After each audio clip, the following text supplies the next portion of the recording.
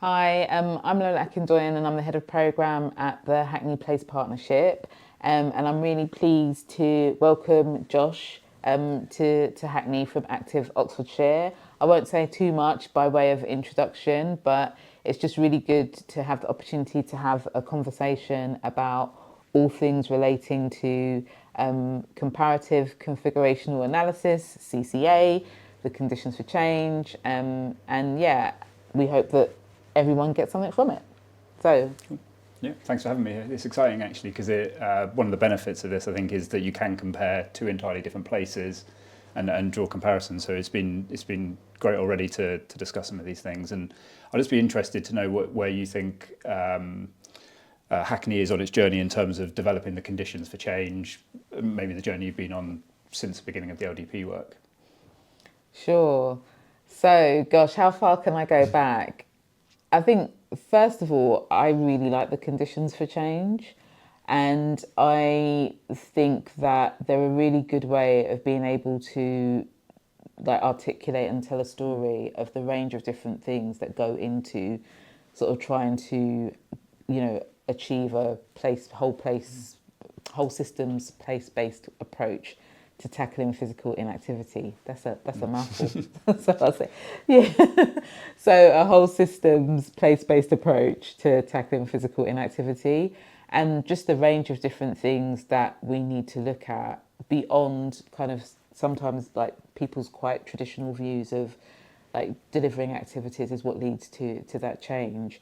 So it's been really helpful for us, and certainly in the early stages of the work as a local delivery pilot, we were raising these things, we were seeing these things in our work, along with a number of the other LDPs, but we didn't really have a language that helped us to articulate that, we have to think about wider inequalities, or like seeing some of the behaviours, like the need for more collaboration and things like that, as being critical to developing this work. So that's what, for me, that's what I think the sort of the conditions have done. In terms of kind of how they're working locally, we are in the process of changing the approach to how we want to work with those and work with the conditions. And certainly, from either being the sort of the team that's working on these like almost every day, so the kind of program team, to how we like involve partners and others in helping to assess that maturity. So we've started some work with that where we sort of established an understanding conditions for change group. So we brought partners together to start asking them to kind of almost rank the conditions that they felt were most necessary to the work in Hackney, getting people to start thinking about some of the evidence and where, some of the sort of conditions, I suppose, that were less mature. And but I think that there were a number of sort of not so much challenges, but actually we needed to refresh that approach, partly because it was quite a small stakeholder group. So we recognised the need to sort of broaden it out. But also there were some interesting tensions, which we can come on to a little bit later around how we prioritise those different conditions. But actually now, having had kind of like two meetings of the Understanding Conditions for Change group, we're resetting it to call it Leading the Change. Okay. Because actually, some of the pushback, I guess, is that it's not enough to understand. Like actually what we want to now do is to give more collective responsibility for actually how we lead and implement some of the things that are needed in order to achieve that whole systems approach. Have you found there's been quite a big appetite from partners to be involved in that work? I think sometimes one thing we notice is that it's almost the theoretical and conceptual bit is done separately, away from partners or away from the community organisations. Once you've delved into that, have you found there's been almost a latent appetite to be involved in that work? So that's been really interesting because we've had to adapt the approach a number of times. So when we first sort of started the assessment process of kind of looking at the conditions and how, levels of maturity and how we'd evidence those in Hackney, we did that very much as a team, working with our local evaluation partner. And actually there's so much rich evidence, and obviously, this is about also working in partnership. So there's a lot of evidence beyond the immediate programme team. So we then established the Understanding Conditions for Change group. And I think with that group, there was definitely a sense of this is all really interesting, but actually what does that really mean in terms of the difference and the change that it's making, and also do we have the right people in the room? So taking that challenge, we've now had to again be reflective and think about, well, actually, what is it that we're trying to achieve? How are we trying to embed this work? And what's the best process for doing it, or the best structures for doing it? So that's led us to a position where we're bringing together almost our kind of like governance and oversight function to work alongside our learning and evaluation function, which is all centred around our conditions for change. So those things are now coming together much more tightly to work together. And that will include some sort of almost like subgroup responsibility for like looking or deep diving into sort of some of those conditions, I think. And it's something we're just starting out on our Place Universal Offer work, and it's something we're really mindful of, is that we as Active Oxfordshire, or as a collection of the institutions that kind of might be considered the system, to some extent at least, don't dictate what the terms of engagement are and what the things that are important and what the most important conditions to work on are, and we're trying to take a really open approach to that. It sounds like you said you had some, when you were sort of almost prioritising or working through those conditions previously, there were some tensions between different organisations or different partners thinking where they sit in levels of importance.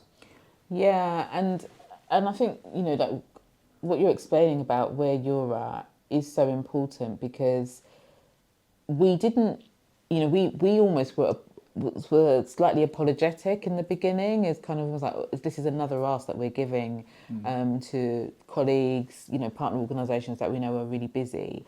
But then actually, I think what that then almost does is almost, you know, it meant that we were taking responsibility for something that we're actually trying to affect change across a whole range of different partners, you know, within our local system. So what we really need to do is foster more kind of collective ownership for it. So, but then in those discussions about, well, actually, what are these conditions telling us, in how mature do we think they are? There was probably broad agreement on about 70% of them, but then we had some really interesting conversations for some of the conditions where we had quite polarised views. So the one that I would kind of really highlight is like the cycles of learning and action.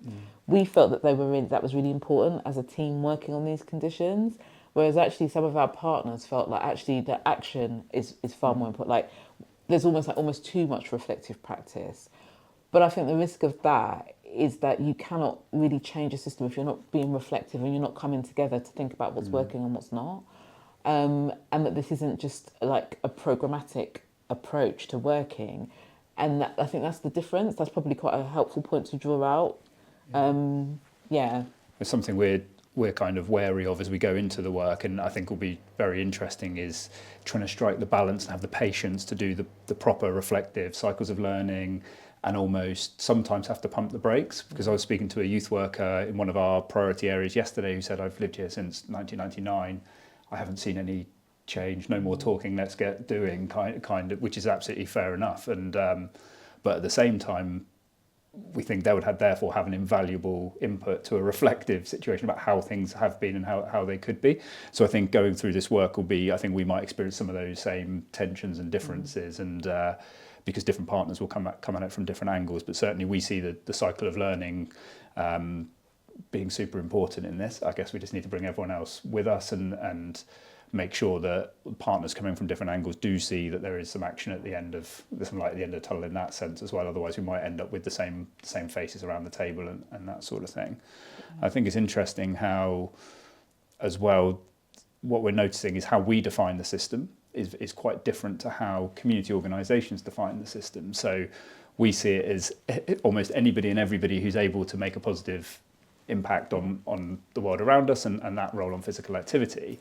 Whereas interestingly, when we speak to community organisations, for them the system is the big institutions and the statutory organisations, and it almost becomes an us and them. And I think through this work, one of the things we're going to look to try and do is to start to bridge that gap, that actually we're all part of the system, we can all contribute if we collaborate, if we set sort of almost meaningful and helpful rules and principles of behaviours that we're going to work together on. Because at the moment it does feel there's a little bit of a divide, and I guess therefore that erodes trust to some extent, which which means we're not going to make the change we want to see. So it's interesting, even different interpretations within our community or within our system about what even is the system. Yeah, yeah, and with the conditions for change, one of the things that I, have found has been super interesting in the conversations that we've had with partners and also within our team, is to almost use them as a tool for measuring. So like almost like kind of like, so where are we now? How mature are we now?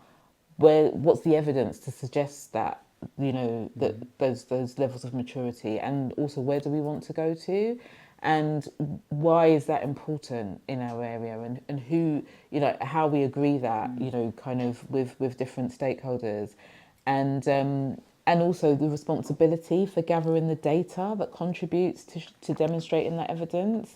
So in some respects, I think that your approach sounds really it sounds really good, because I think having kind of that more joined up kind of connection, we'll have a commissioner, and we'll have like a local voluntary sector organisation, and that we'll be in this conversation, and we might take one or two conditions to actually then start thinking about, well, what does this mean in our place?